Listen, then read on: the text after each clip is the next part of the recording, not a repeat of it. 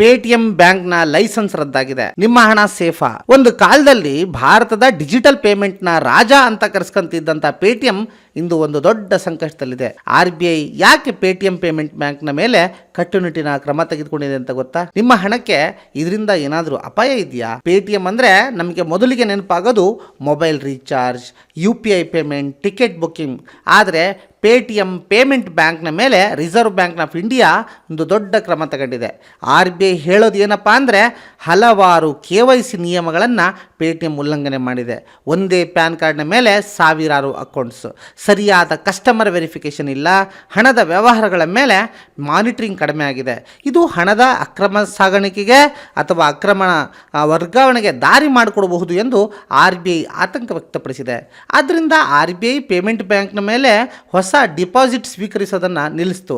ಹಾಗೆ ಹಲವಾರು ಬ್ಯಾಂಕಿಂಗ್ ಸರ್ವಿಸ್ನ ಮೇಲೆ ರಿಸ್ಟ್ರಿಕ್ಷನ್ ಕೂಡ ಹಾಕಿದೆ. ಪೇಟಿಎಂ ಸಂಪೂರ್ಣ ಬಂದಾಯ್ತಾ? ಇಲ್ಲ. ಪೇಟಿಎಂ ಆ್ಯಪ್ ಇನ್ನೂ ಕೆಲಸ ಮಾಡುತ್ತೆ. UPI ಪೇಮೆಂಟ್ ಕೂಡ ಹಲವಾರು ಪಾರ್ಟ್ನರ್ ಬ್ಯಾಂಕ್ನ ಮೂಲಕ ನಡೆಯುತ್ತೆ. ಆದರೆ QR ಕೋಡನ್ನು ಸ್ಕ್ಯಾನ್ ಮಾಡಿ ಪೇಟಿಎಮ್ಮನ್ನು ಕೂಡ ಮಾಡ್ಬೋದು.